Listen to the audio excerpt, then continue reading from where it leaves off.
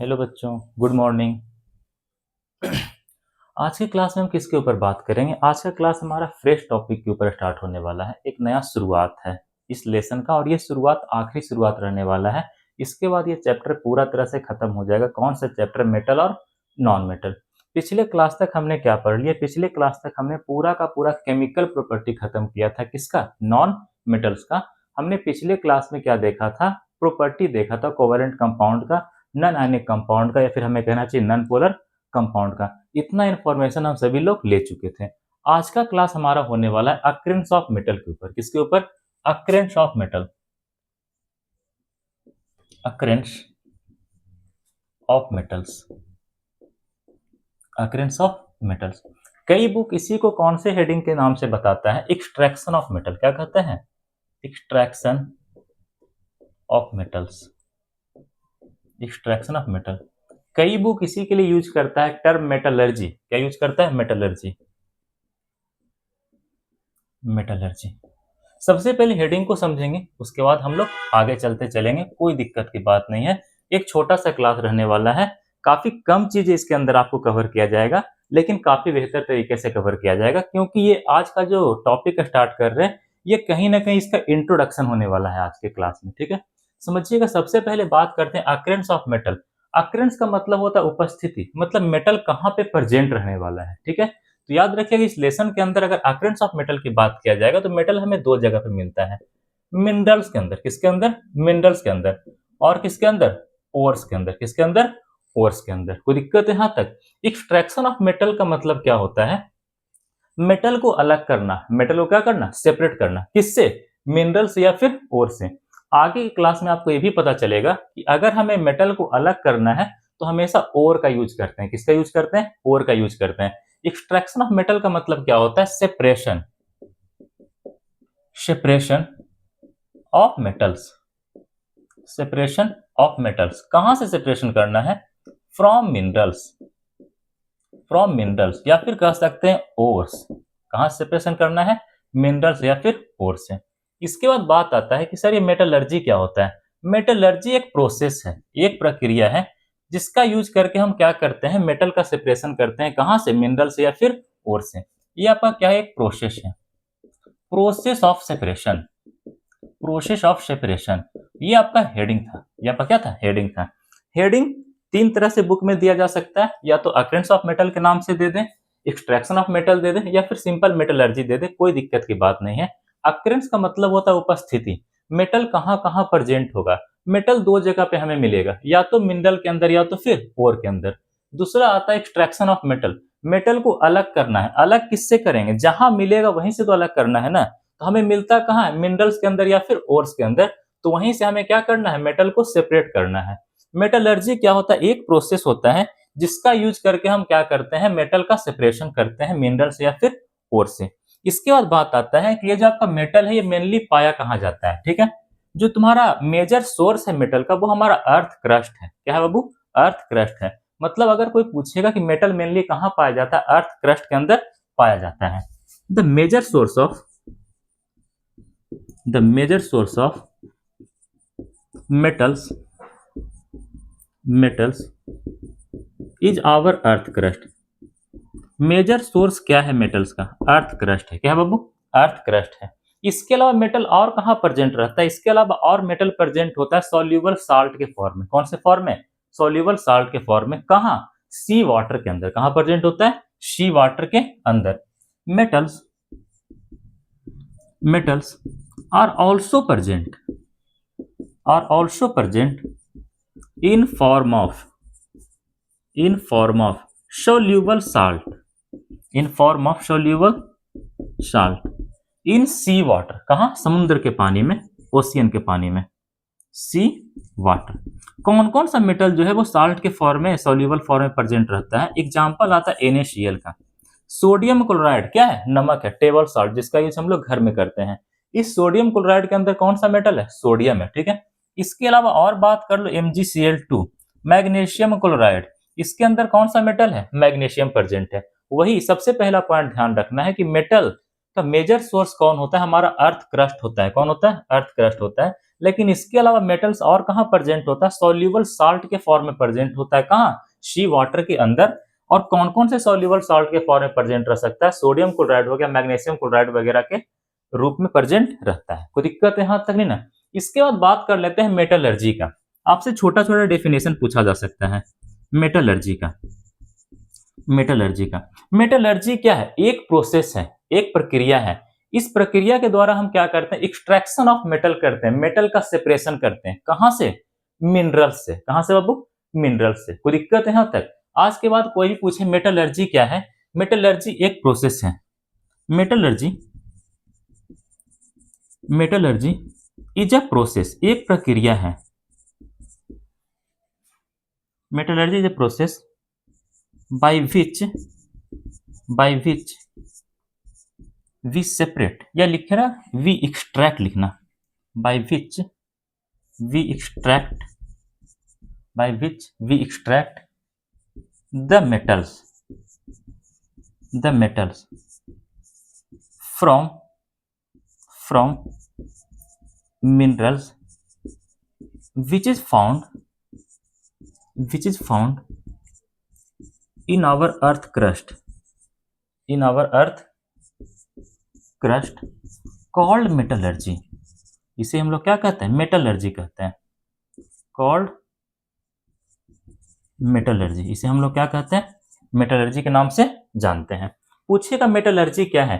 एक तरह का प्रोसेस है, एक तरह का क्या है? प्रक्रिया है, जिसके द्वारा हम क्या करते हैं? मेटल को एक्सट्रैक्ट करते हैं, मेटल को सेपरेट करते हैं। कहां से? मिनरल से। कहां से बाबू? मिनरल से। मेटलर्जी एक प्रोसेस है, इसके द्वारा हम मेटल को एक्सट्रैक्ट करते हैं, या फिर हमें कहना चाहिए मेटल को सेपरेट करते हैं।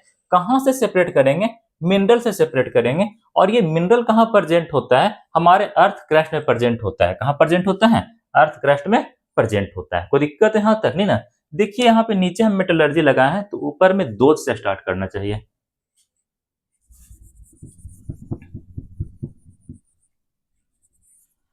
तब सही होगा। Dose process. कोई दिक्कत है यहां तक नहीं ना? इसके बाद बात आता है कि सर मिनरल्स क्या होता है? यहाँ पे एक टर्म आया है मिनरल्स। क्या है? मिनरल्स। बात आता है कि सर मिनरल्स क्या होता है? समझिएगा मिनरल्स क्या होता है। मिनरल्स क्या होता है?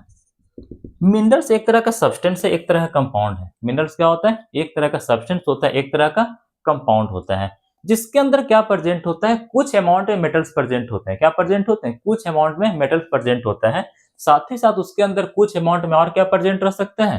साथ ही साथ उसके अंदर कुछ अमाउंट में इम्प्यूरिटीज प्रेजेंट रह सकता है, कुछ अशुद्धियां प्रेजेंट रह सकता है। और इम्प्यूरिटीज के रूप में क्या क्या प्रेजेंट रह सकता है? सॉइल हो गया, स्टोन मतलब छोटा छोटा कंकर पत्थर हो गया, इसके अलावा सैंड वगैरह क्या रह सकता है? प्रेजेंट रह सकता है। कोई दिक्कत है यहाँ तक नहीं ना? पूछिएगा मिनरल्स क्या होता है? आपसे पूछ सकता है मिनरल्स क्या होता है? आपसे पूछ सकता है मिनरल्स क्या होता है? Minerals is a substance. Minerals is a substance और compound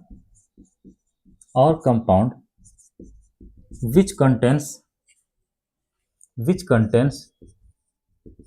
contains some metals and some impurities such as soil। Soil का स्पेलिंग भी हम गलत कर देते हैं। such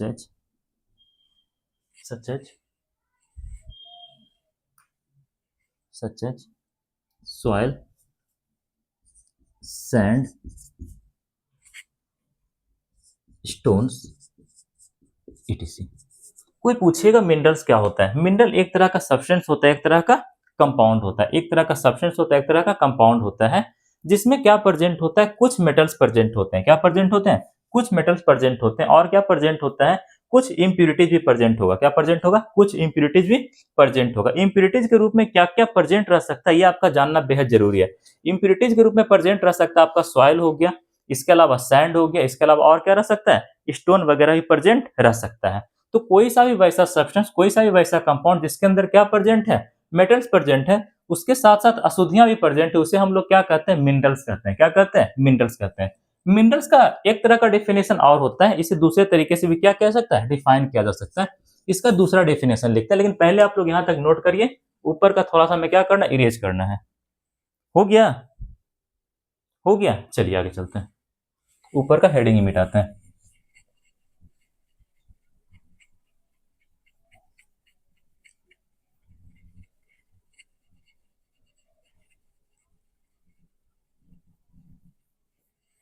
चलिए आगे चलते हैं।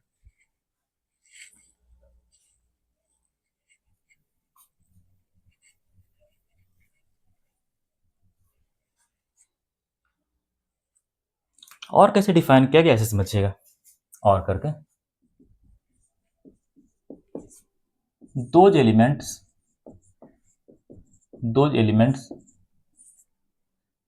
और कंपाउंड और सब्सटेंस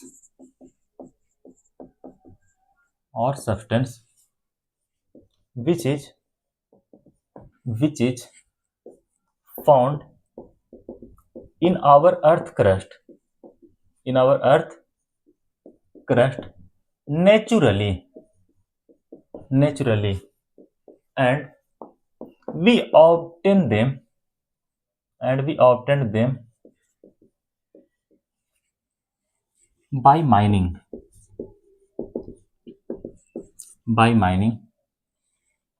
mining such substance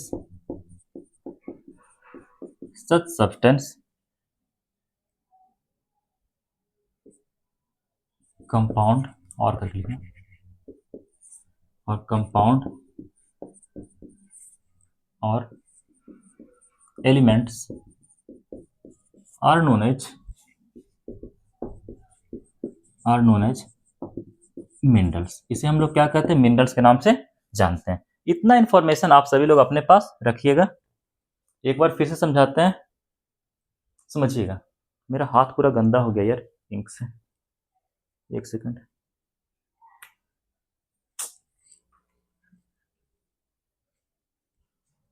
समझिएगा, दूसरा तरह डिफाइन कैसे किया गया, कोई वैसा एलिमेंट, कोई वैसा कंपाउंड या फिर कोई वैसा सब्सटेंस जो कि कहां पाया जाए, हमारे अर्थ क्रस्ट के अंदर पाया जाए नेचुरली, मतलब ऐसा जिसे भगवान ने बनाया है।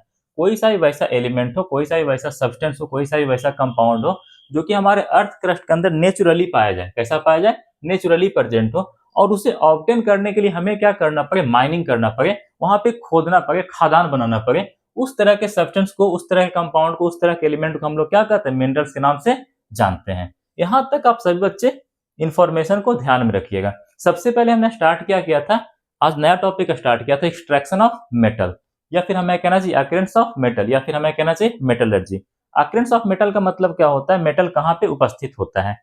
एक्सट्रैक्शन ऑफ मेटल का मतलब क्या होता है, मेटल को सेपरेट करना। सेपरेट किससे करते हैं, मिनरल से या फिर ओर से। और मेटलर्जी क्या होता है, एक तरह का प्रोसेस होता है। आपका जो मेटल्स होता है वो कहां प्रेजेंट होता है, मेनली अर्थ क्रस्ट के अंदर प्रेजेंट होता है मेजर सोर्स के रूप में। इसके अलावा और कहां प्रेजेंट होता है, सॉल्युबल सॉल्ट के फॉर्म में भी प्रेजेंट रह सकता है, कहां, सी वाटर के अंदर। मेटलर्जी क्या होता है, एक तरह का प्रोसेस है, वही लिखे, those process by which we extract the metals from minerals. वैसा प्रोसेस जिसके द्वारा हम मेटल को एक्सट्रैक्ट कर सके, मेटल को सेपरेट कर सके, कहां से, मिनरल्स से, जो कि कहां पाया जाए, हमारे अर्थ क्रस्ट में पाया जाता है, उसे हम मेटलर्जी के नाम से जानते हैं। कोई दिक्कत यहां तक नहीं ना, आगे समझिएगा। बात आता है मिनरल्स क्या होता है, तो मिनरल्स कोई वैसा सब्सटेंस होता है, कोई वैसा कंपाउंड होता है जिसके अंदर क्या प्रेजेंट होता है, थोड़ा सा मेटल प्रेजेंट होता है, साथ ही साथ थोड़े से अमाउंट में अशुद्धियां भी प्रेजेंट होती है, इंप्यूरिटीज भी प्रेजेंट होता है। इंप्यूरिटीज के रूप में क्या प्रेजेंट रह सकता है, सॉइल हो गया, सैंड हो गया, स्टोन हो गया। तो कोई सा भी वैसा सब्सटेंस, कोई सा भी वैसा कंपाउंड जिसमें मेटल्स भी प्रेजेंट है, थोड़ा सा अमाउंट में इंप्यूरिटीज भी प्रेजेंट है, उसे हम लोग क्या कहते हैं, मिनरल्स के नाम से जानते हैं। मिनरल्स को दूसरी तरह से भी डिफाइन किया गया है, कहा जाता है दोज एलिमेंट्स और कंपाउंड और सब्सटेंस, कोई वैसा एलिमेंट हो गया, कंपाउंड हो गया, फिर सब्सटेंस हो गया जो कि कहां पाया जाए, हमारे अर्थ क्रस्ट के अंदर पाया जाए नेचुरली, मतलब उसे भगवान ने बनाया हो। और उसे बाहर निकालने के लिए, उसे प्राप्त करने के लिए हमें क्या करना पड़े, खादान बनाना पड़े, माइनिंग करना पड़े, वहां पे गड्ढा वगैरह खोदना पड़े। तो उस तरह के सब्सटेंस को, उस तरह के कंपाउंड को, उस तरह के एलिमेंट को हम लोग क्या कहते हैं, मिनरल्स के नाम से जानते हैं। यहां तक उम्मीद है आप सभी लोगों को अच्छे तरीके से समझ में आया होगा। आगे चलते हैं। इसके बाद बात आता है कि सर और क्या होता है। मिनरल तो समझा दिए, मिनरल समझ में भी आ गया। इसके बाद बात आता है कि सर और क्या होता है। तो ध्यान रखिएगा, कुछ ऐसा मिनरल्स होता है जिसके अंदर मेटल का अमाउंट हाई होता है, मेटल का परसेंटेज क्या होता है, हाई होता है। तो कोई सा भी वैसा मिनरल जिसके अंदर मेटल का परसेंटेज हाई हो, उसे हम लोग क्या कहते हैं, ओर कहते हैं। क्या कहते हैं, ओर कहते हैं। कोई दिक्कत है, हाँ तभी ना। साथ ही साथ और कोई भी दूसरे तरीके से डिफाइन किया गया है, कहा जाता है कोई वैसा मिनरल जहां से मेटल को बाहर निकालना आसान हो और सस्ता हो। कोई वैसा मिनरल जहां से मेटल को बाहर निकालना, मेटल को एक्सट्रैक्ट करना, मेटल को सेपरेट करना आसान हो और सस्ता हो, उसे हम क्या कहते हैं, ओर के नाम से जानते हैं। इसके बाद आपसे पूछ सकता है ओर का डेफिनेशन। किसका डेफिनेशन, ओर का डेफिनेशन आपसे पूछा जा सकता है। आपसे पूछेगा ओर क्या होता है, आपसे क्या पूछेगा, ओर क्या होता है। Those minerals which have very high percentage, which have very high होगा ना, which have very high percentage, which have very high percentage of metals, such minerals are known as ores। कोई वैसा मिनरल जिसके अंदर मेटल का percentage क्या हो, high हो, काफी हाई हो, काफी ज्यादा अमाउंट में प्रेजेंट हो, उसे हम लोग क्या कहते हैं, ओर के नाम से जानते हैं। या फिर इसी को दूसरे तरीके से भी क्या किया जा सकता है, डिफाइन किया जा सकता है। कहा जाता है those minerals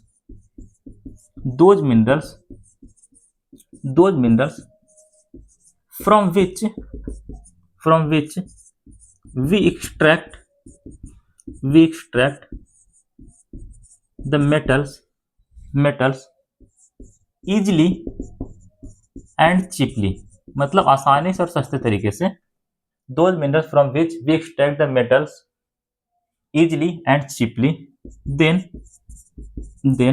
such types of minerals are known as ore। इसे हम लोग क्या कहते हैं, ओर के नाम से जानते हैं। कोई सा भी वैसा मिनरल जहां से कि हम मेटल को आसानी से और सस्ते तौर पे बाहर निकाल सकते हैं, उसे हम लोग क्या कहते हैं, ओर कहते हैं। क्या कहते हैं बाबू, ओर कहते हैं। कोई दिक्कत है यहां तक समझने में, नहीं ना। आगे चलें, चलो आगे चलते हैं, नीचे का मिटाते हैं केवल। अभी बात आता है कि सर हमने ओर भी समझ लिया, हमने मिनरल्स भी समझ लिया, हम मेटल को निकालेंगे कहां से, ओर से या फिर मिनरल से। हम हमेशा मेटल को निकालते हैं ओर से। कहां से, ओर से। क्यों निकालते हैं, क्योंकि ओर का डेफिनेशन ही वही होता है, कोई वैसा मिनरल जहां से मेटल को निकालना आसान हो और सस्ता हो, उसे क्या कहते हैं, ओर कहते हैं। तो हम कोई भी चीज क्या चाहते हैं, आसानी से भी हो जाए और सस्ते तौर पे भी हो जाए, वहीं से निकालना चाहेंगे। मतलब हमेशा हम मेटल को कहां से एक्सट्रैक्ट करें, कहां से सेपरेट करेंगे, ओर से। कहां से, ओर से। मतलब हम ऐसा भी कर सकते हैं, एक नोट पॉइंट करके लिख सकते हैं कि जितना भी आपके पास ओर होगा, जितना भी आपके पास क्या होगा, ओर होगा, वो सारे के सारे मिनरल्स कहला सकते हैं। जितना भी ओर हो वो सब के सब क्या होते हैं, मिनरल होते हैं। लेकिन सारे के सारे मिनरल्स ओर हो ऐसा कोई जरूरी नहीं है। ठीक है, नोट पॉइंट क्या होगा, all ores can be a mineral. जितना भी ओर है वो सब के सब क्या है, एक मिनरल्स है। but all minerals can never be a minerals। लेकिन सारे के सारे ओर कभी मिनरल्स नहीं हो सकते हैं। ठीक है, all minerals can never be a ore होगा। बोले सही थे, गलत लिखे हैं बस।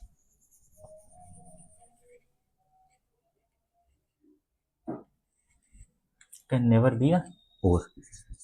एक बार फिर से, जितना भी आपका ओर होगा वो सब के सब क्या कहलाएगा, मिनरल कहला सकता है। लेकिन सारे के सारे मिनरल्स कहलाए, सारे के सारे मिनरल्स ओर कहलाए ऐसा कोई जरूरी नहीं है। ये बहुत अच्छा सा पॉइंट है, आपको 1-2 नंबर में एग्जामिनेशन में देखने को मिल सकता है। आपसे सिंपल कह देगा, लिख करके देगा स्टेटमेंट, कहेगा सही या फिर गलत है। सिंपल लिखेगा, all ores can be a mineral. क्या सारे के सारे ओर मिनरल कहला सकते हैं, बिल्कुल कहला सकता है। लेकिन क्या सारे के सारे मिनरल्स कभी ओर हो सकता है, कभी ऐसा होने वाला नहीं है। एक तरफ से सही है, दूसरी तरफ से क्या होता है, गलत होता है। सारे के सारे ओर्स जो होता है वो मिनरल्स होता है, लेकिन सारे के सारे मिनरल्स ओर नहीं होते हैं। कोई दिक्कत है, हाँ तक है ना।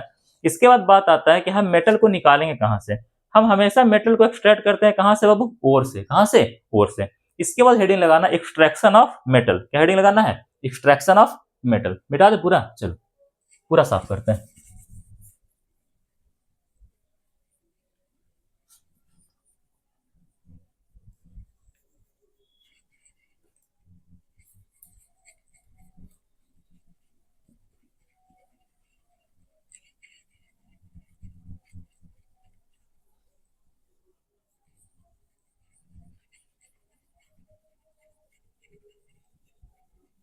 हेडिंग रहेगा एक्सट्रैक्शन ऑफ मेटल्स, मतलब मेटल्स को कहाँ से बाहर निकाला जाए, कहाँ से सेपरेट किया जाए।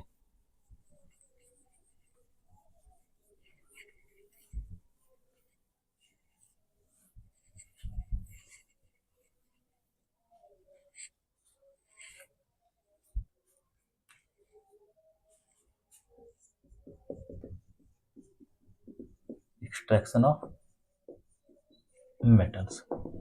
देखो मेटल को कहां से एक्सट्रैक्ट करेंगे, अभी आप लोग को पढ़ाया था जितना भी ओर होता है वो सब के सब मिनरल होता है, लेकिन कभी भी पूरा का पूरा मिनरल ओर नहीं हो सकता है। मतलब सारे के सारे ओर को मिनरल कह दे सही है, लेकिन सारे के सारे मिनरल को ओर कहें ये बातें गलत है। कोई दिक्कत है, हाँ तभी ना। साथ ही साथ हमने आपको ये भी बताया था कि जो आपका ओर होता है वहां से मेटल को एक्सट्रैक्ट करना, वहां से मेटल को सेपरेट करना आसान भी होता है और सस्ता भी होता है। हम जीवन में क्या चाहते हैं, कोई भी चीज आसानी से भी हो जाए और सस्ते तौर पे भी हो जाए। तो अगर ओर से मेटल को बाहर निकालना आसान भी है और सस्ता भी है, तो जाहिर सी बात एक्सट्रैक्शन ऑफ मेटल कहां से करेंगे, ओर से करेंगे। कहां से करेंगे, ओर से करेंगे। ठीक है। We always extract the extract the metals from the ores, या फिर ऐसे भी लिख सकते हैं we always use the ores, we always use the ores for the extraction of metals, we always use the ores for the extraction of metals। कोई दिक्कत है, हाँ तभी ना। मतलब हम मेटल को कहां से एक्सट्रैक्ट करते हैं, ओर से यूज कर, सॉरी, मतलब हम मेटल को कहां से एक्सट्रैक्ट करते हैं, ओर से एक्सट्रैक्ट करते हैं। या फिर ऐसा भी कह सकते हैं कि एक्सट्रैक्शन ऑफ मेटल में हम हमेशा किसका यूज करते हैं, ओर का यूज करते हैं। आगे समझिएगा। देखो दुनिया में बहुत तरह का बच्चा होता है, ठीक है। कोई बच्चा ऐसा होता है जो बहुत ज्यादा झगड़ालू नेचर का होता है, तुरंत किसी के साथ फाइट कर लेगा। कुछ ऐसा होता है जो बिल्कुल भी झगड़ालू नहीं होता है। कुछ ऐसा होता है जरूरत पड़ने पे कर भी सकता है, नहीं भी कर सकता है। अब सोचो कोई छोटा बच्चा है, मतलब अच्छा है, 10 12 15 साल का बच्चा है, ठीक है। वो काफी ज्यादा झगड़ालू नेचर का, मतलब किसी के साथ भी तुरंत झगड़ा कर लेगा। अगर उसके घर वालों को ये बात पता हो जाए कि ये जो बच्चा है काफी झगड़ालू नेचर का है, किसी के साथ भी तुरंत झगड़ा कर लेगा, तो क्या उसको अकेले घर से बाहर जाने दिया जाएगा? कभी घर से बाहर अकेले जाने दिया नहीं जाएगा, क्योंकि गार्जियंस के मन में हमेशा एक डर लगा होगा, पता नहीं इस बार किससे उलझ के आ जाए। होगा कि नहीं होगा? होगा। मेरा कहने का मतलब क्या है, कोई सा भी वैसा इंसान जो काफी रिएक्टिव नेचर का है, जो काफी लड़ाई झगड़ा में एक्टिव नेचर का है, उसे कभी भी घर से बाहर अकेले जाने दिया नहीं जाता है। हमेशा कह देगा भैया के साथ जाना, दीदी के साथ जाना, या फिर हम चलते, मतलब किसी के साथ जाता है। जबकि कोई वैसा बच्चा जो बिल्कुल किसी के साथ कभी झगड़ा वगैरह नहीं करता, काफी शांत स्वभाव का है, ठीक है तुम अकेले चले जाओ, क्योंकि गार्जियन के मन में एक संतुष्टि रहता है कि किसी के साथ झगड़ा करने वाला नहीं है। मतलब वो जो बच्चा काफी शांत स्वभाव का है, काफी शांत नेचर का है, वो फ्रीली एग्जिस्ट कर रहा है। कैसा एग्जिस्ट कर रहा है? फ्री फॉर्म में एग्जिस्ट कर रहा है। उसे किसी का साथ की आवश्यकता नहीं है। लेकिन जो बच्चा जो काफी ज्यादा रिएक्टिव नेचर का था, काफी ज्यादा झगड़ा करने वाला था, वो कंबाइंड स्टेट में, कौन सा स्टेट में? कंबाइंड स्टेट में। मतलब वो किसी के साथ रहेगा हमेशा, भैया के साथ, दीदी के साथ, मम्मी के साथ, पापा के साथ, किसी के साथ वो हमेशा रहेगा ही रहेगा। ठीक उसी तरह से कुछ मेटल्स भी ऐसा होता है जो काफी रिएक्टिव नेचर का होता है, तुरंत किसी के साथ रिएक्शन कर लेता है। तो वो मेटल हमेशा कौन सी स्टेट में मिलता है? कंबाइंड स्टेट में, मतलब हमेशा किसी न किसी के साथ वो जुड़ा होगा। लेकिन कोई वैसा मेटल जो नॉन रिएक्टिव नेचर का है, फिर उनका रिएक्टिविटी बहुत बहुत कम है, तो वो कौन सा स्टेट में एग्जिस्ट करता है? फ्री एग्जिस्ट में। कौन सा स्टेट में? फ्री स्टेट में एग्जिस्ट कर देता है। कोई दिक्कत है, हाँ तभी ना। लिखिएगा, लिखिएगा। some metals are very very reactive, very very reactive in nature, and hence they are found in combined state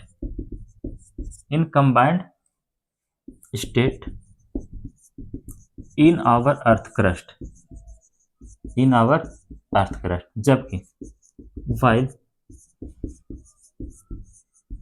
some metals are non-reactive, कहो या फिर कह सकते हैं very very less reactive in nature, then they are found in free state in our earth crust, ये कौन सा state में एग्जिस्ट करेगा? फ्री स्टेट में एग्जिस्ट करेगा। कहाँ? हमारे अर्थ क्रस्ट के अंदर। इतना इन्फॉर्मेशन आप लोगों को ध्यान रखना है। एक्सट्रैक्शन ऑफ मेटल होगा तो कहाँ से होगा? ओर से होगा। कहाँ से होगा? ओर से। कभी भी मिनरल से हम मेटल को एक्सट्रैक्ट नहीं करते हैं, क्योंकि हमें पता है कि ओर से मेटल को एक्सट्रैक्ट करना आसान भी है और सस्ता भी है। इसी कारण से हम हमेशा क्या कहते हैं कि जितना भी ओर है वो सबके सब मिनरल कहला सकता है, लेकिन सारे के सारे मिनरल कभी ओर कहलाने वाला नहीं है। इसके बाद हमने आपको क्या पढ़ाया? कुछ मेटल होता है काफी रिएक्टिव नेचर का होता है, किसी के साथ तुरंत रिएक्शन करेगा, किसी के साथ तुरंत झगड़ा कर लेता है, इसीलिए हमेशा वो किसी के साथ रहता है, मतलब वो हमेशा कंबाइंड स्टेट में रहता है। कहाँ? हमारे अर्थ क्रस्ट के अंदर। जबकि वाइल होगा यहाँ पे, जबकि कुछ मेटल्स ऐसा होता है जो नॉन रिएक्टिव नेचर का होता है, या फिर हमें कहना चाहिए वो बहुत बहुत कम रिएक्टिव नेचर का होता है। वो हमारे अर्थ क्रस्ट के अंदर कौन सी स्टेट में पाया जाता है? फ्री स्टेट में। कौन से स्टेट में? फ्री स्टेट में पाया जाता है। जबकि ये वाला कौन से स्टेट में? कंबाइंड स्टेट में पाया जाता है। कोई दिक्कत है यहाँ तक? इसके बाद हम ये देखेंगे कौन सा मेटल हमारा फ्री स्टेट में पाया जाता है, कौन सा मेटल हमारा कंबाइंड स्टेट में पाया जाता है। यहाँ तक नोट करिए, आगे चलते हैं। हो गया? चलो आगे चलते हैं। फिर से आएगा केदारनाथ का माली आलू जरा फीका पकाता है, सब कुछ आएगा, कोई दिक्कत की बात नहीं, अभी तुरंत आएगा। नीचे का ट्रिक थोड़ा सा चेंज हो जाएगा बस। चीजें पूरा तरह से एनसीईआरटी बेस्ड है, कोई दिक्कत की बात नहीं है, एग्जाम ओरिएंटेड है। कौन सा एनसीईआरटी सर? अरे नया वाला पैटर्न पे है भाई।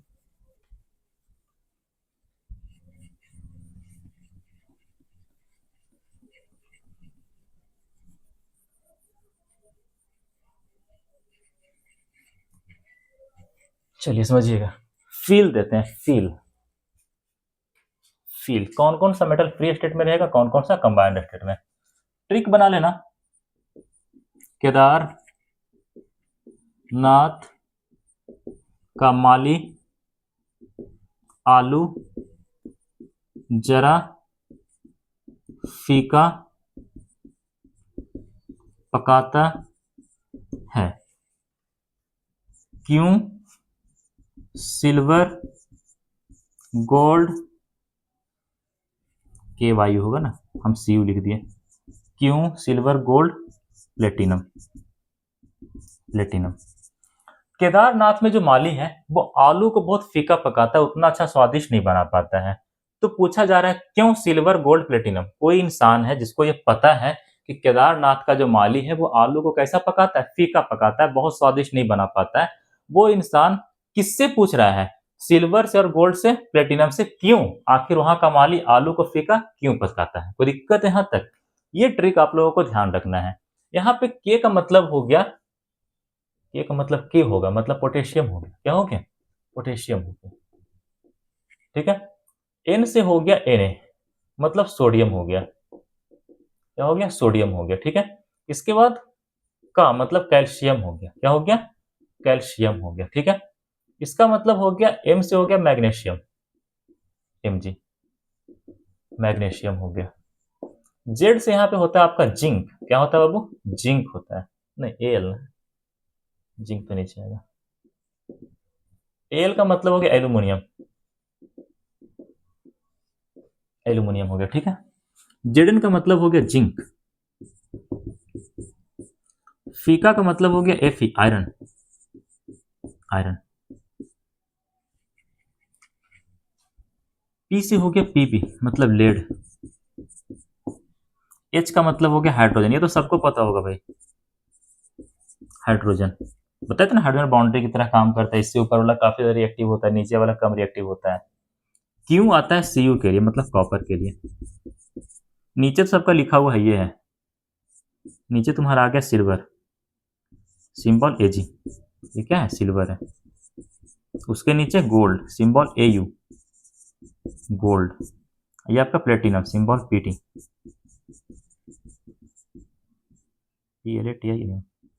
प्लेटिनम। कोई दिक्कत यहाँ तक है ना।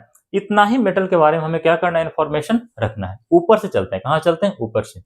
ऊपर का जो यहाँ से यहाँ तक है, सोडियम से लेकर के एल्यूमिनियम तक, कहाँ से कहाँ तक, सॉरी पोटेशियम से लेकर एल्यूमिनियम तक, पोटेशियम से लेकर के एल्यूमिनियम तक, ये सारे के सारे काफी रिएक्टिव मेटल्स होते हैं। कैसे होते हैं, काफी रिएक्टिव मेटल्स होते हैं। ये कभी भी फ्री स्टेट में पाया जाने वाला नहीं है। ऊपर का जो 5 मेटल है, पोटेशियम हो गया, सोडियम हो गया, कैल्शियम हो गया, मैग्नीशियम हो गया, एल्यूमिनियम हो गया, ये हाईली रिएक्टिव मेटल होते हैं। ये कभी फ्री स्टेट में पाया नहीं जाता है, ये हमेशा कौन से स्टेट में पाया जाए, कंबाइंड स्टेट में। कौन से स्टेट में, कंबाइंड स्टेट में। दीज ऑल मेटल्स आर, कट रहा होगा ऊपर, थोड़ा सा नीचे से लिखते हैं।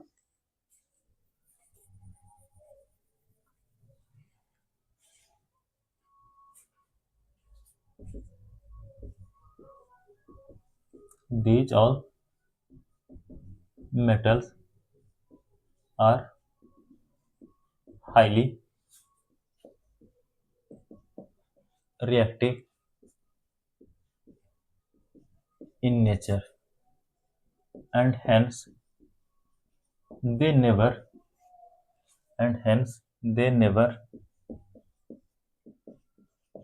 present or exist in free state. They always exist in combined state. ये हमेशा किसी न किसी के साथ कंबाइंड स्टेट में देखने को मिलेगा। कोई दिक्कत यहाँ तक नहीं ना। इसके बाद का बात करते हैं जिंक के लिए, आयरन के लिए और लीड के लिए। जिंक के लिए, आयरन के लिए और लीड के लिए, इन तीनों के लिए बात करते हैं। ये तुम्हारा मॉडरेट रिएक्टिव मेटल होता है। कैसा मेटल, मॉडरेट रिएक्टिव मेटल होता है। मतलब ये ना ही तो काफी ज्यादा रिएक्टिव होता है, ना ही तो काफी कम रिएक्टिव होता है, ठीक है। इसीलिए ये भी तुम्हारा कौन से फॉर्म में प्रेजेंट होता है, ये भी तुम्हारा कंबाइंड स्टेट में ही प्रेजेंट होता है। पूछेगा आपसे, सिंपल पूछ सकता है, मॉडरेट रिएक्टिव मेटल्स का नाम बताइए। जिंक हो गया, आयरन हो गया, लेड हो गया। ये ना ही तो किसी के साथ बहुत ज्यादा रिएक्शन करता है, ना ही तो बहुत कम करता है, ठीक ठाक रिएक्शन कर लेता है। लेकिन क्योंकि ये भी तुम्हारा रिएक्टिव नेचर का है और वैसे भी ये हाइड्रोजन से ऊपर है, इसीलिए भी आपका हमेशा कौन सी स्टेट में रहता है, कंबाइंड स्टेट में ही रहता है। कंबाइंड स्टेट में कौन कौन से रूप में मिलता है, कार्बोनेट के रूप में। कौन से रूप में, कार्बोनेट के रूप में, ऑक्साइड्स के रूप में, और किसमें, सल्फाइड के रूप में, और किसमें, सल्फाइड के रूप में। मतलब ये जो तीनों के तीनों है ना, ये कॉस के फॉर्म में मिलता है। कौन से फॉर्म में, कॉस के फॉर्म में मिलता है। ट्रिक है, याद कर लेना, ट्रिक है। ये सब के सब कौन से फॉर्म में मिलता है, कॉस के फॉर्म में मिलता है। मतलब कार्बोनेट के फॉर्म में मिलेगा, ऑक्साइड के फॉर्म में मिलेगा, और सल्फाइड के फॉर्म में मिलेगा। मतलब आपका जिंक है, तो जिंक कंबाइंड स्टेट में कैसे मिल सकता है, जिंक कार्बोनेट के फॉर्म में मिल सकता है, जिंक ऑक्साइड के फॉर्म में मिल सकता है, जिंक सल्फाइड के फॉर्म में मिल सकता है। उसी तरह से आयरन है, आयरन ऑक्साइड के फॉर्म में मिल सकता है, आयरन सल्फाइड के फॉर्म में मिल सकता है। लीड है, लीड ऑक्साइड के फॉर्म में मिल सकता है, लीड सल्फाइड के फॉर्म में मिल सकता है। मतलब ये तीनों के तीनों जो मॉडरेट रिएक्टिव मेटल्स हैं, ये आपका या तो कार्बोनेट के फॉर्म में मिलेगा, या तो ऑक्साइड के फॉर्म, या तो सल्फाइड के फॉर्म में।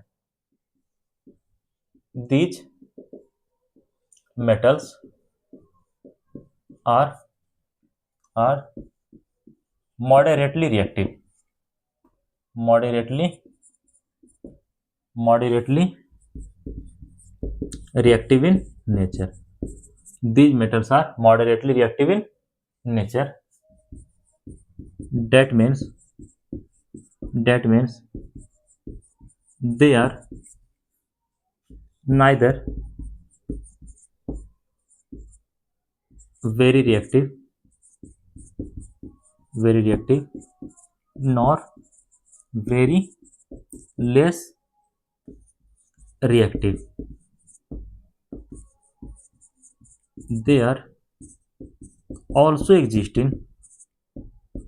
exist in combined state in form of carbonate, oxides and sulphide. पूछेगा जिंक हो गया, आयरन हो गया, लेड हो गया, ये कंबाइंड स्टेट में मिलता है तो कौन कौन से रूप में मिलता है? आपका कार्बोनेट के रूप में मिलेगा, आपका ऑक्साइड्स के रूप में मिलेगा, आपके सल्फाइड्स के रूप में मिलेगा, सल्फाइड्स के रूप में भी मिलेगा। कोई दिक्कत है? सही तो है, कार्बोनेट के रूप में, ऑक्साइड्स के रूप में और सल्फाइड के रूप में। इसके बाद का जो नीचे का आपका मेटल्स है, ये तीनों यहां से लेकर कैसे, ये सभी के सभी ये लिस्ट रिएक्टिव होता है। कैसा होता है? लिस्ट रिएक्टिव होता है, या फिर कह सकते हैं नॉन रिएक्टिव नेचर का होता है। कैसा नेचर का? नॉन रिएक्टिव नेचर का होता है। इसीलिए ये नीचे का जितना भी मेटल्स होता है ये सभी के सभी फ्री स्टेट में एग्जिस्ट करता है। कौन सा स्टेट में? फ्री स्टेट में एग्जिस्ट करता है। ठीक है, अगर हम बात कर लेते हैं इन लोगों का, थोड़ा तिरछा लिखते हैं, ऊपर हमें कुछ और भी लिखना है अभी। ठीक है, इनका बात कर लेते हैं। These metals are least reactive in nature that means they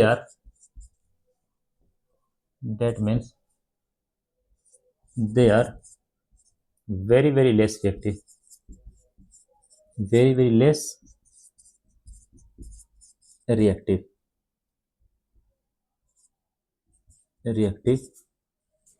and hence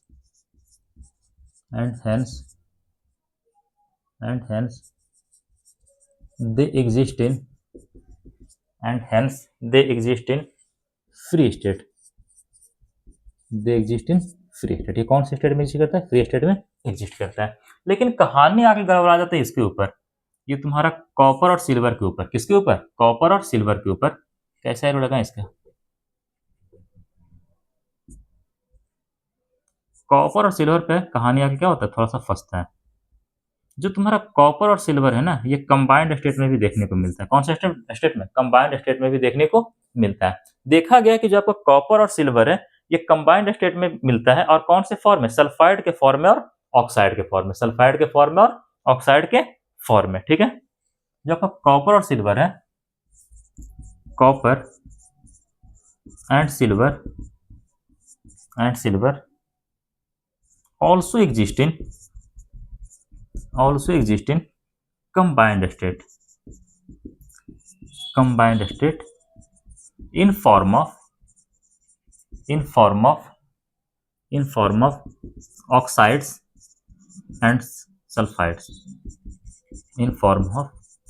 and sulfides। कोई दिक्कत है यहाँ तक? ये इतना मेटल के बारे में, इतना इन्फॉर्मेशन हमेशा आप लोग अपने पास रखिएगा। कौन कौन से मेटल के बारे में जानकारी रखना है? पोटेशियम का, सोडियम का, कैल्शियम का, मैग्नीशियम का, एल्यूमिनियम का, जिंक का, आयरन का, लीड का। हाइड्रोजन तो बीच में नॉन मेटल आ गया, आपका कोई दिक्कत की बात नहीं है। इसके बाद कॉपर हो गया, सिल्वर हो गया, गोल्ड हो गया, प्लेटिनम हो गया। हमें ऐसे ही पता है कोई सा भी मेटल जो हाइड्रोजन से ऊपर होता है वो काफी रिएक्टिव होता है, और जो नीचे होता है वो कैसा होता है? लिस्ट रिएक्टिव होता है। ऊपर का जो आपका मेटल्स है, कितना? 5 मेटल्स ऊपर से, potassium, sodium, calcium, magnesium, aluminium, ये सभी के सभी हाईली रिएक्टिव नेचर का होता है। और क्योंकि ये हाईली रिएक्टिव नेचर का होता है इसीलिए हमेशा कंबाइंड स्टेट में रहेगा, किसी ना किसी के साथ हमेशा जुड़ा रहेगा। ये कभी फ्री स्टेट में एग्जिस्ट करने वाला नहीं है। इसके बाद का जो आपका 3 मेटल आता है, जिंक हो गया, आयरन हो गया, लीड हो गया, ये मॉडरेटली रिएक्टिव होता है। मतलब ये ना ही तो बहुत ज्यादा रिएक्टिव होता है, ना ही तो बहुत कम रिएक्टिव होता है, ठीक ठाक होता है। वो एक दोस्त नहीं होता अपने ग्रुप में जो ना ही तो बहुत ज्यादा खाना खाएगा, ना ही तो बहुत कम खाना खाएगा, ठीक ठाक खाना खाएगा, 4-5 रोटी खा लेगा। कोई दिक्कत है यहाँ तक? ये बिल्कुल उसी तरह से मॉडरेटली रिएक्टिव, मतलब ना ही तो बहुत ज्यादा रिएक्शन करेगा, ना ही तो बहुत कम रिएक्शन करेगा।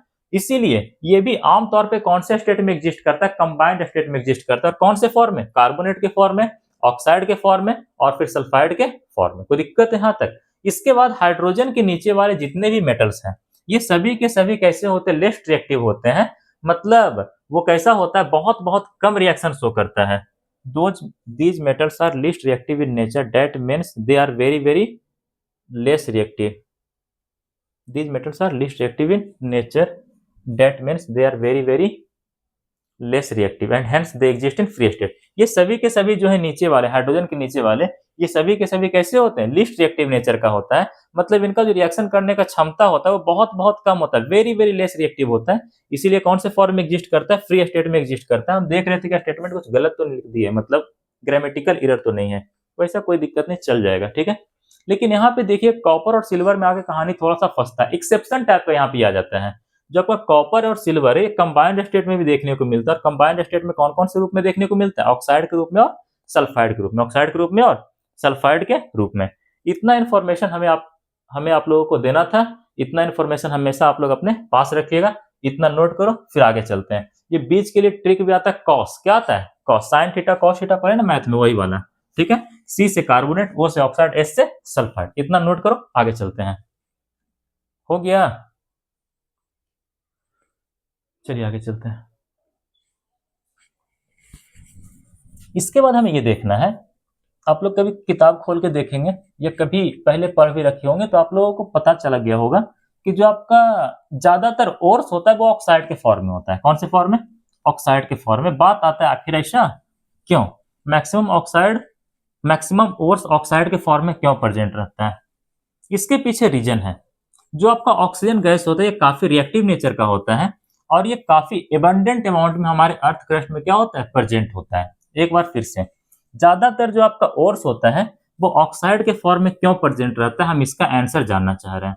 तो ज्यादातर ओर्स जो है वो ऑक्साइड के फॉर्म में इसलिए प्रेजेंट होता है क्योंकि जो आपका ऑक्सीजन गैस है काफी रिएक्टिव नेचर का होता है, साथ ही साथ इसका मात्रा हमारे अर्थ क्रस्ट में काफी ज्यादा एबंडेंट अमाउंट में क्या है? प्रेजेंट है। यही कारण है कि ज्यादातर ओर कौन से फॉर्म में एग्जिस्ट करता है? ऑक्साइड वाले फॉर्म में एग्जिस्ट करता है। कोई दिक्कत है यहाँ तक है ना? लिखो, क्वेश्चन बना के लिखवाता है। Why maximum ores exist in form of oxides? Why maximum ores exist in form of oxides? Question mark लिखिएगा। Maximum ores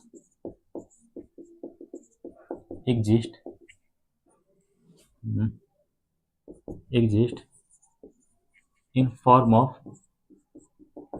oxides because maximum force exist in form of oxides because oxygen is a very reactive gaseous element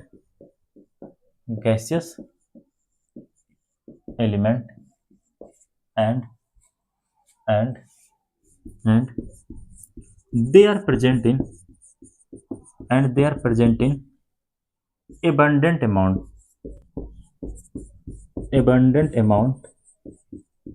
in our earth crust.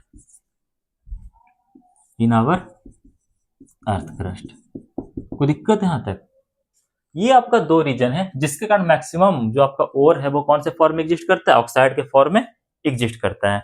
Oxide of many metals are in their oxide form because oxygen is a very reactive element. मतलब जो आपका oxygen है काफी ज्यादा reactive element है और ये हमारे अर्थ क्रस्ट के अंदर एबंडेंट अमाउंट में प्रेजेंट है। कैसे अमाउंट में? एबंडेंट अमाउंट में प्रेजेंट है। कहाँ? हमारे अर्थ क्रस्ट पे, या फिर लिख सकते हैं और ऑन द अर्थ। ये दो रीजन होता है जिसके कारण मैक्सिमम जो आपका ओर है वो कौन से फॉर्म में एग्जिस्ट करता है? ऑक्साइड के फॉर्म में एग्जिस्ट करता है। 2 नंबर में अच्छा सवाल बन सकता है कि मैक्सिमम ओर जो है ऑक्साइड के फॉर्म में क्यों एग्जिस्ट करता है। सबसे पहला रीजन, जो आपका ऑक्सीजन होता है वो रिएक्टिव गैसियस एलिमेंट है। कैसा है? रिएक्टिव गैसियस एलिमेंट्स है। कोई दिक्कत है यहाँ तक? रिएक्टिव नहीं, वेरी रिएक्टिव गैसियस एलिमेंट है। और दूसरा, ये बहुत ज्यादा अमाउंट में प्रेजेंट है, एबंडेंट अमाउंट में प्रेजेंट है। कहाँ? हमारे अर्थ क्रस्ट पे, या फिर हमें कहना चाहिए हमारे अर्थ के सरफेस के ऊपर। कोई दिक्कत है यहाँ तक है ना? इतना इंफॉर्मेशन हमेशा आप लोग अपने पास रखिएगा। इसके बाद हम बात कर लेते हैं कुछ ओर्स का। किसका बात कर लेते हैं? कुछ ओर्स का, ठीक है। देखो दिखाते हैं एग्जाम्पल। Al2O3.2H2O, Al2O3.2H2O। ये किसका ओर है? ओर ऑफ एल्युमिनियम है, ओर ऑफ एल्युमिनियम है, ALUMINIUM, एल्युमिनियम। इसका नाम क्या होता है? इसका नाम होता है वो बॉक्साइट। क्या होता है? बॉक्साइट। आपसे पूछेगा एल्युमिनियम का ऑक्साइड क्या होता है? बॉक्साइट। क्या होता है? बॉक्साइट। उसका फार्मूला क्या होता है? Al2O3.2H2O, Al2O3.2H2O।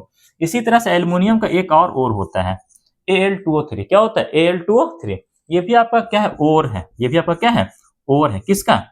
एल्युमिनियम का। किसका है? एल्युमिनियम का। इसे हम लोग क्या कहते हैं? कोरमडन। क्या कहते हैं? कोरमडन। CORUNDM, corundum. क्या कहते हैं? कोरंडम। आपसे सिंपल पूछेगा कोरंडम किसका ओर है? एल्युमिनियम का ओर है। फार्मूला क्या होता है? Al2O3। क्या होता है? Al2O3। इसके बाद बात कर लेते हैं Fe2O3 का। आयरन का ओर है। किसका ओर है? आयरन का ओर है। ठीक है, Fe2O3 का। ये किसका ओर है? Ore of iron. ये क्या है? ओर ऑफ आयरन है। इसे हम लोग क्या कहते हैं? मैग्नेटाइट। इसे हम लोग क्या कहते हैं? मैग्नेटाइट। मैग्नेटाइट। कोई दिक्कत है? हाँ, तो ना। इसी तरह से एक और आपका होता है Fe3O4। एक और आपका क्या होता है? Fe3O4। ये भी आपका क्या होता है? ओर ऑफ आयरन होता है। ये भी आपका क्या होता है? ओर ऑफ आयरन होता है। कोई दिक्कत है? हाँ, तो ना। इतना इंफॉर्मेशन हमेशा आप लोग अपने पास रखिएगा। बात आता है कि सर ये जो आपका Fe3O4 है, इसका नाम क्या होता है? इसका नाम होता है हेमेटाइट। इसका नाम क्या होता है? हेमेटाइट। उल्टा हो गया जी, ऊपर ला मैग्नेटाइट, नीचे वाला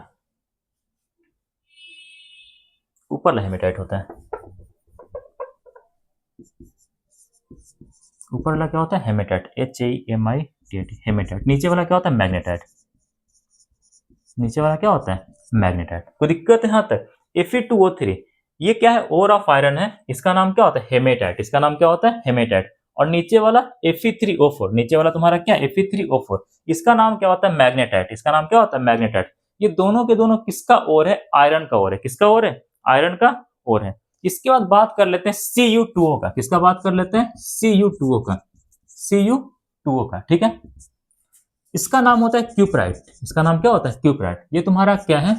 ओर ऑफ कॉपर है। ओर ऑफ क्या है? कॉपर है। हमें कैसे पता चल गया कि यहाँ पे नाम गलत हो रहा है? देखो कैसे पता चल गया, बताते हैं। ठीक है, इसका स्टार्टिंग लेटर क्या है? H है। इसका स्टार्टिंग लेटर क्या है? M है। देखो बात कर लेते हैं, H और M है ना, यहाँ पे लिखते हैं ऐसे करके, यहाँ पे लिखते हैं ऐसे करके। H है और क्या है? M है। H है, M है। ABCD में H जो आता है 8 स्थान पे आता है। किस पे आता है? 8 पे आता है। जबकि M किस पे आता है? ABCDEFGHIJKLM 13 नंबर पे आता है। M किसके नंबर पे आता है? 13 नंबर पे आता है। कोई दिक्कत है? हाँ, तक नहीं ना। M का पोजीशन छोटा है, सॉरी, H का पोजीशन क्या है? छोटा है। और M का पोजीशन क्या है? बड़ा है। ये छोटा इसीलिए अपने साथ छोटा छोटा अक्षर लेकर बैठा है, Fe2O3। जबकि जो आपका M है वो बड़ा है, मैग्नेटाइट। M से स्टार्ट हो रहा है, बड़ा है, इसलिए बड़ा बड़ा अक्षर लेकर बैठा है। इसीलिए पता चल गया ये थोड़ा सा हम उल्टा लिख रहे हैं। ठीक है, हम ऐसे ही करके याद किए थे, इसीलिए आप लोग को बता रहे थे। ठीक है, इसमें अक्सर हम अपने समय में भी कंफ्यूज होते हैं, आज भी कंफ्यूज होते हैं, कई बार सोच के फिर बताना पड़ता है। Fe2O3 नाम क्या होता है? हेमेटाइट। कैसे याद किए? H का पोजीशन छोटा है, किसके सामने?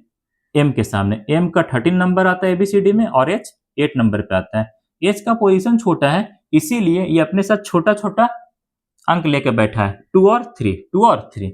जबकि M का पोजीशन क्या है? बड़ा है। M का जो पोजीशन है वो क्या है? बड़ा है, इसीलिए अपने साथ किसको लेकर बैठा है? बड़ा बड़ा डिजिट को लेकर के बैठा है। तो हमेशा ध्यान रखना ये सभी के सभी क्या है? ओर है। बॉक्साइट एल्युमिनियम का ओर होता है, कोरंडम एल्युमिनियम का ओर होता है, हेमेटाइट आयरन का ओर होता है, मैग्नेटाइट आयरन का ओर होता है, क्यूप्राइट आपका कॉपर का ओर होता है। आप देख सकते हैं सारे के सारे ऑक्साइड्स वाले ओर है। कौन से? ऑक्साइड्स वाले ओर है। इसी कारण तो कहा गया है ना कि जो मैक्सिमम ओर होता है वो कौन से फॉर्म में एग्जिस्ट करता है? ऑक्साइड के फॉर्म में एग्जिस्ट करता है। क्यों एग्जिस्ट करता है? क्योंकि जो आपका ऑक्सीजन गैस है काफी रिएक्टिव नेचर का होता है, किसी के साथ भी तुरंत रिएक्शन कर लेता है और ये काफी ज्यादा अमाउंट है, भर भर के प्रेजेंट है। कहाँ? हमारे अर्थ क्रस्ट में, या फिर हमें कहना चाहिए ऑन द अर्थ। कोई दिक्कत है? हाँ, तक नहीं ना। इसी तरह से और भी यहाँ पे एग्जाम्पल बनता है, कोई दिक्कत की बात नहीं है। आज के क्लास के लिए इतना ही। आगे क्लास में आप लोग को क्या पढ़ाया जाएगा? On the basis of reactivity metals divided into 3 category. मतलब रिएक्टिविटी के आधार पर उनका रिएक्शन करने का जो क्षमता है उसको देखते हुए मेटल को कितने पार्ट में डिवाइड किया गया है? 3 पार्ट में डिवाइड किया गया है। ये एक छोटा सा टॉपिक है, अगला क्लास हम यहीं से स्टार्ट कर रहे होंगे। आज के लिए इतना ही, बाकी आप लोग पढ़ाई करते रहिए। ये सब चीजों को नोट कर लीजिएगा और बढ़िया तरीके से याद कर लीजिएगा, ठीक है। आपसे सिंपल पूछ लेगा, 2 और बताओ किसका, एल्युमिनियम का, लिख कर क्या जाना है। 2 और बताओ किसका, आयरन का, लिख के आ जाना है। एक और बताओ किसका, आपसे पूछेगा कॉपर का, लिख कर क्या जाना है, ठीक है। सबसे खास बात क्या है, ये सारे के सारे एनसीईआरटी में दिया हुआ है, इसीलिए क्या है, काफी ज्यादा इंपॉर्टेंट है और काफी हाईलाइटेड है। एल्युमिनियम का और कई बार पूछा है, ठीक है। यहां तक कि कोई कॉम्पिटिटिव एग्जाम भी होता है ना, जनरल कंपटीशन वगैरह का, ठीक है, उसके अंदर भी ये सारी चीजें क्या कर लेता है, पूछ लेता है। इसीलिए आप लोग भी क्या करिएगा, ध्यान रखिएगा। आज के क्लास में इतना ही, बाकी का कल पढ़ाते हैं। तब तक के लिए गुड बाय।